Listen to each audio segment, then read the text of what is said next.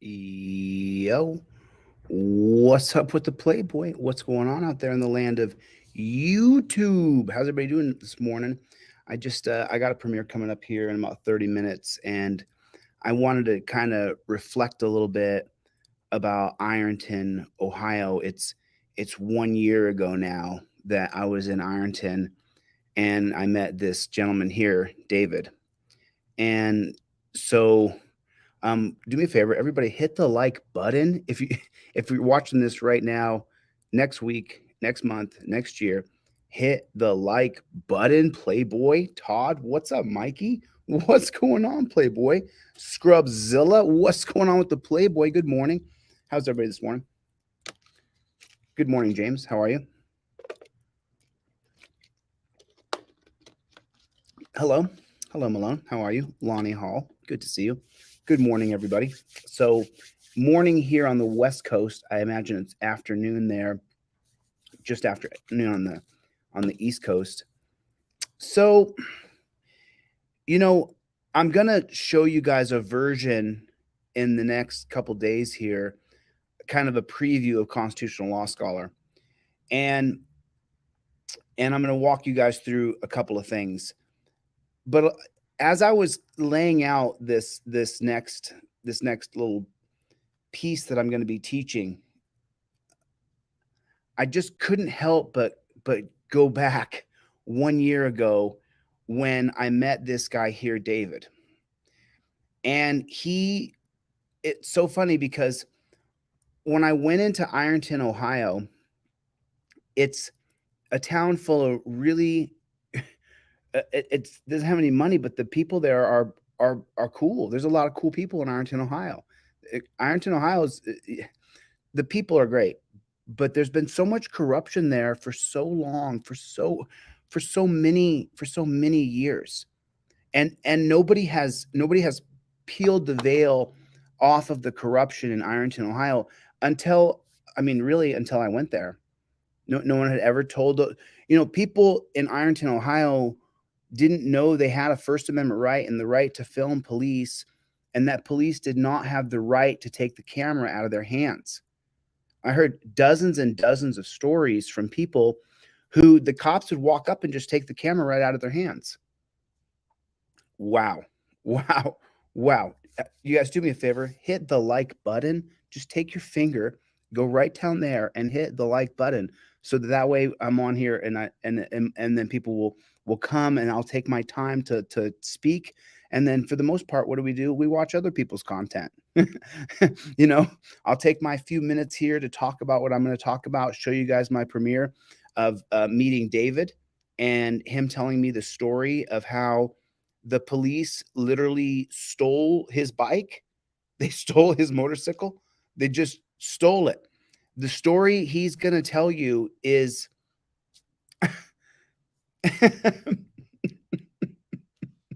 it's horrible.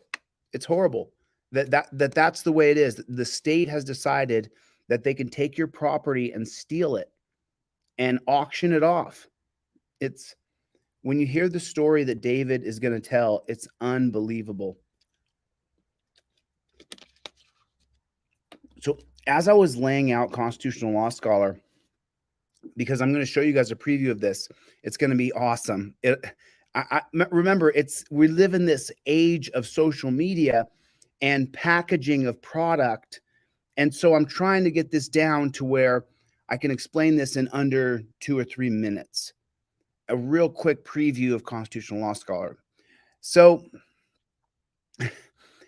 as I was laying it out, though, because the preview is really cool. You guys are going to love it. It's a lot of information in a very small window of time.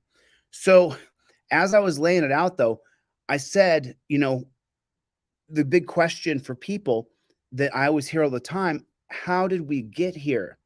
How did we get to this place where we live in a police state where they could steal David's bike? They could steal his motorcycle. I'm not gonna ruin the video for you. We are 23 minutes till Wapner. We are 23 minutes till Wapner. Let me see. Yes, we are 23 minutes till Wapner. Boom. Oh, and I got a story coming out of Boise, Idaho, that's gonna knock your socks off. Boy, you guys know who I'm talking to. The people in Boise, you guys know who I'm talking to. I'm gonna talk about your story tomorrow. But so, as I was laying out Constitutional Law Scholar, the $1 million question was, how did we get here? How did we get here? Where you Chevy, what's going on, Chevy? I can't really see. Katie is here. Katie Fry, what's going on? What is going on? I can barely see. Mikey, I can see you guys. I can see you guys a little bit. I can see a little bit the fallen. Good to see everybody.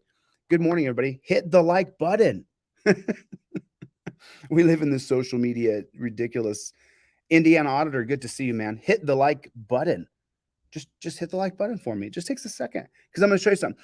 So the preview for Constitutional Law Scholar is great, but what I'm laying out is how we got here. And I saw this video, and of course, I've seen this video before, but what's going on, Chevy? Thanks for the super chat.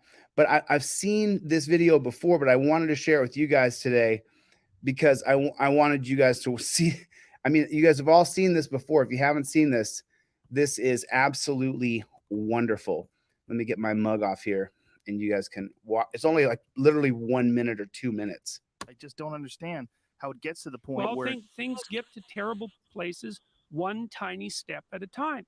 You know, if I encroach on you and I'm sophisticated about it, I'm going to encroach 2 millimeters. I'm going to encroach right to the point where you start to protest. Then I'm going to stop. Then I'm going to wait. Then you're going to calm down. Then I'm going to encroach again, right to the point where you protest. Then I'm going to stop. Then I'm going to wait. And I'm just going to do that forever. And before you know it, you're going to be back 3 miles from where you started, and you'll have done it one step at a time. And then you'll go, oh, how'd I get here? And the answer was, well, I pushed you a little farther than you should have gone, and you agreed. And so then I pushed you a little farther than you should have gone again, and you agreed. And if anybody's interested in this sort of process, and this is a horrifying book, if you want to read about how this process works, you can read a book called Ordinary Men. Okay, so that's how we got here. As I'm laying out Constitutional Law Scholar, just a preview for you guys, the very first thing I'm going to do is break down and show you step by step how we got here. How did we become this place where one man can walk up to another man and say, I'm suspicious of you. You have to get on your knees. Whoa. You saw the cop that arrested me last week, started grabbing me. There was, if I'm under arrest, that's cool. I'm under arrest. I'm not gonna fight the power. I can't. You'll beat me. If I'm under arrest, I'll go with you, right? Like I did in Ironton, Ohio, like what we're talking about today. So, but that's how we get there. Let me play this one more time.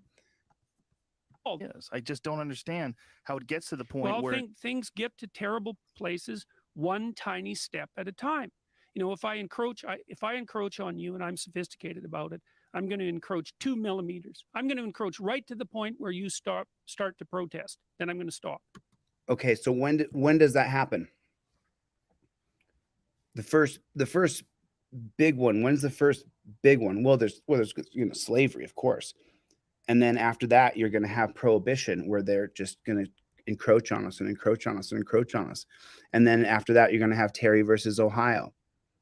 So you can literally line up things in history that have happened with what Jordan Peterson is saying here. Then I'm going to wait. Then you're going to calm down. Then I'm going to encroach again, right to the point where you protest. Then I'm going to stop. Then I'm going to wait. And I'm just going to do that forever. And before you know it, you're going to be back 3 miles from where you started. And that's where we are now. That's where we are now. We're living in a war on drugs. We're living in some crazy... We're living in the Stanford experiment is what we're living in. And I often ask people if they've ever seen or they know anything about the Stanford experiment, and a lot of people don't. So I'm just gonna. It's literally. I think it's 1 or 2 minutes explained. It's so easy. I should put my glasses on so I'm not squinting. But I'll show you guys the Stanford experiment. It's very, very short. Is this the one? Okay. In 2015, the Stanford Prison Experiment was released in theaters. The movie detailed the infamous 1971 experiment in which 24 college students were put in prison. Now, while the experiment was supposed to last for 2 weeks, it was terminated after 6 days due to psychological effects that it was having on both the guards and the prisoners. So, what actually happened during the Stanford Prison Experiment? Why is it so infamous? And does the movie get everything right, or is it just a dramatization? This video will briefly explain the experiment, its impact on the world of psychology, and the controversy that it's facing 45 years in the future. So, first off, what is the Stanford Prison Experiment? After Milgram's experiment rocked the world of psychology, many people were left with questions about obedience, power dynamics, and the abuse of power. Philip Zimbardo, a professor at Stanford, wanted to then explore these questions further, and with a grant from the Navy, Zimbardo set up something called the Stanford Prison Experiment. He wanted to see, could a person's role influence their behavior? Zimbardo and his team interviewed 70 applicants at Stanford who were willing to participate in the study for 14 days and receive $15 a day. They wanted to make sure that they chose the brightest and the most mentally sound participants. And after narrowing down their applicants to 24, the researchers flipped the coin and assigned the roles. Half of the participants would be prisoners, and the other half would be guards. Now, the researchers then set up a basement at Stanford to make it look like a real prison. They were very serious about treating the experiment like a simulation. Prisoners were actually arrested in public and taken into prison. They were even booked, fingerprinted, and strip searched. Now, Zimbardo's team also gave prisoners numbers that were meant to be used instead of their real name. They claimed that it would help give the prisoners a sense of anonymity and help the experiment.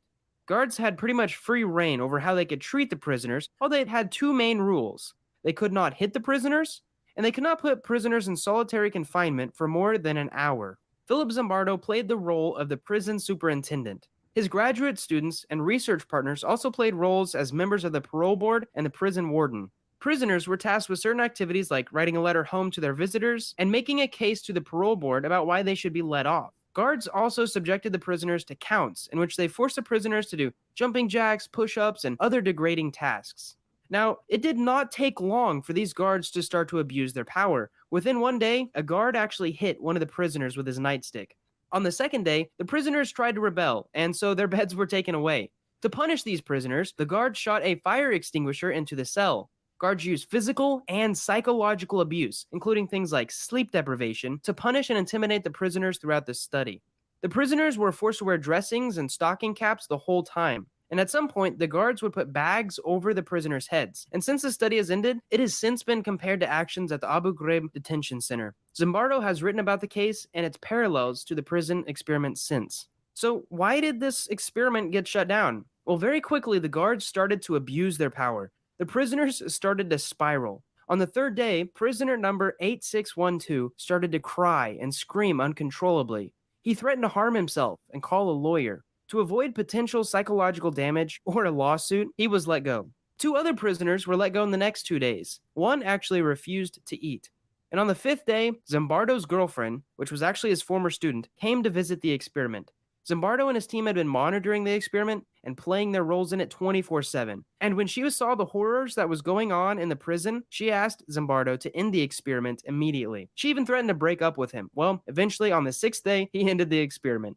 This experiment showed the world how quickly people can abuse power when it's given to them. But it remains as one of the most controversial experiments in the world of psychology. And there's a few reasons why. The first one is obvious, and it's the case for psychological abuse that the prisoners endured during this study. Is it ethical to put human subjects through that kind of distress and trauma, so much so that many couldn't even endure the experiment? Now, Zimbardo claims that none of the participants have suffered long-term psychological consequences, but the point still stands. And in more recent years, critics have come forward to say that the results were not as natural as Zimbardo and their team may want you to think. Transcripts and audio recordings from the Stanford prison experiment show that Zimbardo's team coached these guards. They told them to be tough for the sake of the experiment. Even the prisoners may have been faking their responses. Prisoner number 8612. So you get it. Here's the most important part. When you tell one person you're the boss, you're in charge, and you can use any amount of force that you want, and you tell the other person you are inferior, that person's in charge. You're not in charge of your own well-being. That person is. human beings are the most sensitive, loving creatures there are on earth. And so we are willing to acquiesce to almost any request so that we can just get along. We just want to get through life. We just want to get through this. And so what we're seeing is that we have put these people who are in charge and we are inferior. And now if you even shrug your shoulder, you're resisting arrest, and the beatdown will begin. The beatdown will begin. So we're 12 minutes away from that premiere where you're going to find out from David that the cops completely ripped him off, stole his bike. They stole his bike. They stole his bike. So, I mean, that's we're living the actual Stanford experiment. And that's why I said resist.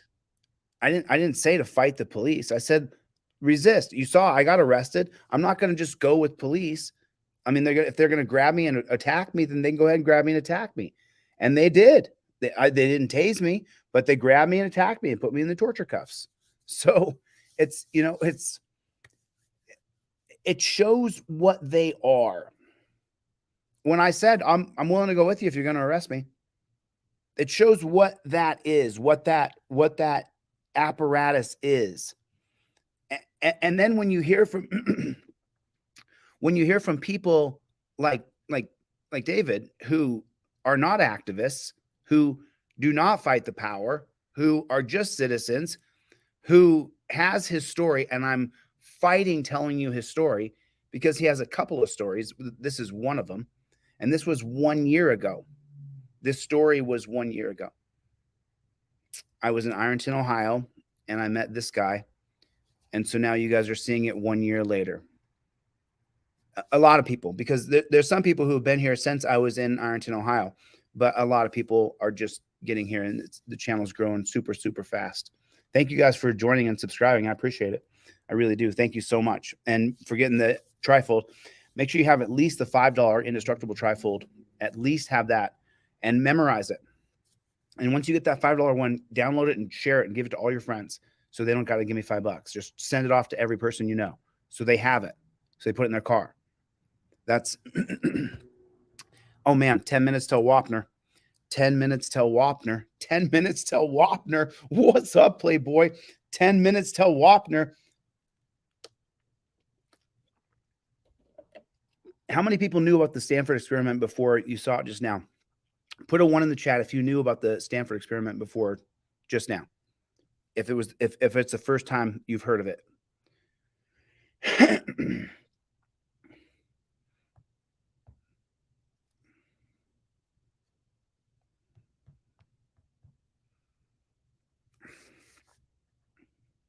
Yo, Chuck, Chevy. Oh, also, everybody, let's take a look at something. I have something to show you right now. This is super exciting. Just wait till you see. Wait till you see.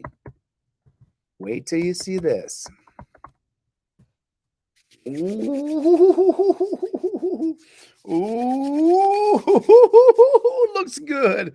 Looks so good. Let's everybody check this out, okay? So let me share this right now. Boom. There it is, endtorturecuffs.com. If you have been abused by police and you have been torture cuffed, you now can go here and cuff stories. Send in your story. Add your videos only. Change support. You know, this website just launched. This website is just out. So I want all of you guys to go over here to endtorturecuffs.com. I'm going to put the link in here. Anybody who's been tortured by the police and their wrists have been mangled, there's the link right there. Now, we love you too, brother. Love you too. Thank you. So in torture cuffs right there, if you have a story of when the cops torture cuffed you, 8 minutes till Wapner, 8 minutes until Wapner. If you have a story where the cops put the torture cuffs on you and it hurt you, and you remember that story, and I can go into my story, man, makes me so mad. Go to endtorturecuffs.com, and I put the link right in there. Press with Rancor is here, everybody. What's going on, Press? How are you? Man, we haven't talked in a while. Johnny, what is going on? Bong Bud Connor, what is going on, my friend? So we are 8 minutes until Wapner. Captain Hook, is that what that is? Right's on. What's going on, Playboy? Todd, what is going on, Todd? How is everybody doing? What is going on? What is going on with the Playboy? What's going on, man? How's everybody's morning? I hope you guys it's afternoon now on the East Coast. I forget. So it's you guys have already gone through it and had your V Boyer Scrubzilla. What is going on? How's everybody doing? 8 minutes until Wapner. So endtorturecuffs.com. You guys put a 1 in the chat, or just put me if you have a story of where you got torture cuffed. Put a 1 in the chat if anybody in here has been torture cuffed before. I mean, here, let me put my 1 in the chat, because I have been torture cuffed. I've been torture cuffed. And I got a friend who just got out of jail, and he was torture cuffed big time. He was torture cuffed for a long time. So he's battling that right now, big time. And I would love to talk more about the Stanford experiment. I could sit here and we could talk about the Stanford experiment for like an hour, but I really want to promote this, because the guy who's been working on End Torture Cuffs, let's go through it just a little bit. Take action now. So you can sign up for, if you want to end torture cuffs, you can send in your story. Cuff stories here. Ooh, not good. A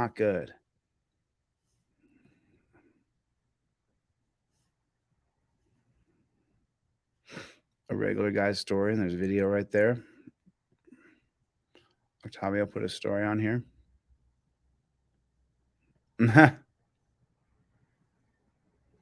Wow. Soy Liel. Soy L. Where is his story? Where is his pictures? Wow. So cool. We have, at least it started now. So now you guys can, that was a placeholder story. So my friend should, hey, my story was just a placeholder story. ... I will write out my full real story though. Yeah, because that's not my real story. That was just something I typed out super quick because I was trying to get something up there so people could see it. Northeast Colorado cop block. What is going on? Brooklyn audits. What's going on, Playboy? What is going on?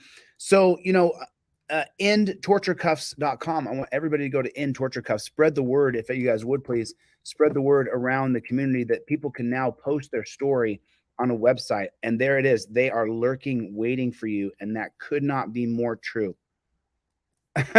All it takes is a traffic stop, being stopped on the street, or even your own property, and you can be put in torture cuffs immediately. So it's so spot on. This is so spot on. Like that's what we're living through right now. We're living through the worst of it. We really are. And we have to break it. We have to break what's happening to. Oh, you know whose video I saw the other day? And we have 4 minutes until the video comes on. So let me show you this guy's short that I saw the other day. And it was like I commented on his short because it's so egregious the way he was treated, that they grabbed him and they immediately torture cuffed him. And he's an auditor. And so I commented it, and because he's going to go through some stuff trying to get justice for being torture cuffed, but it's almost impossible because it's not called a use of force. When you're put in the torture cuffs, the police don't deem that it's been use of force has been used. You're being detained. You're not being tortured, but we are being tortured. We absolutely are being tortured. We wouldn't have a website called End Torture Cuffs if we were not being tortured. So there it is. I mean, there it is. And of course, I can't find the dang. It's okay. We only have 3 minutes until Wapner. 3 minutes until Wapner, and then you guys are going to hear David's story of where the cops stole his motorcycle. They stole his motorcycle. I mean, and this is 1 year ago from Ironton, Ohio, when I was in Ironton, and kind of Ironton is so corrupt from the county commissioners, the judges, and the prosecutors, a good portion of those people being involved in the rehabilitation clinics, and they run on rehabilitation clinics. And then then when you get arrested in Ironton, Ohio, you get sentenced to rehab. But then they get a grant from a guy there in the Chamber of Commerce named Bill Dingus, and he writes all this grant money. And then if you get in trouble in any way, shape, or form, then you're going to rehab. So there's a select group. The county commissioners literally own the rehabilitation center. And the county commissioners, that's where the appropriation of funds is going to happen. So if they're appropriating funds for people to go into rehabilitation centers and they own the rehabilitation centers, then they're going money directly from the government through their rehabilitation center into their pockets. And this is 1 year ago. And so finding out about this guy's motorcycle being stolen by the cops is, yeah, Ironton is the armpit of America. Your confidence is poquito. I'm not sure who coined that, but I've heard that before. The armpit of America. It's so corrupt, but I really had an affinity for the people there. There's a lot of good people in Ironton, Ohio. It's just a corrupt place, but it was just pulsating with corruption, just pulsating. It was just, let me drop the link for the premiere. Comes out right now, comes out in like 1 minute. Let me drop the link in the chat here. Don't meet me there. Beat me there. There's the link for the chat. So let's go over and watch David's story live. Let me see if there's anybody over there now. I'll take a look-see. And you guys, listen to me. I hope everybody has an absolutely beautiful day. I have so much to do today. I hope and pray everything that I have to get done today gets done today. Today's a really big day. I really hope these things get accomplished because I'm relying on other people. So I really hope this thing gets accomplished today that I'm doing. So everybody put up good thoughts and prayers for me. Thoughts and prayers, it doesn't work for shootings, but it does for me. So thoughts and prayers for me that this accomplishes today. Please send thoughts and prayers. I could use it. I really hope it works. But also for y'all, God bless y'all. And I hope you all have a great Thursday. I hope it's an amazing day for you. I really do, because all we have is each other. It is us versus them. They are on their team and you are not on their team. And they make that abundantly clear. So, oh, let me make sure this premiere's not starting.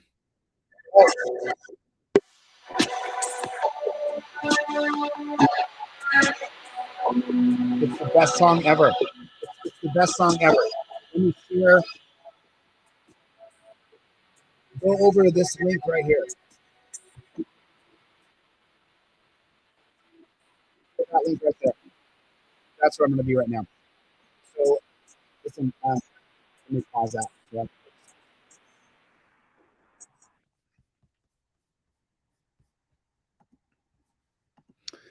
I had to pull an all-nighter to get my sleep cycle back to normal. So I've already been awake since like 11 p.m. last night.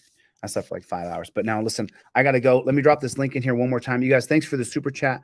I only saw Chevy, but I think a couple came in. Thank you guys so much. There's the link. Let's go over there. Let's watch that premiere together, and I'll meet you guys in the chat. Thank you guys so much for coming and letting me have my time to talk. And I can't wait to watch this with you. All right, I'll see you guys in the next one. Talk to you soon. Later, Gators.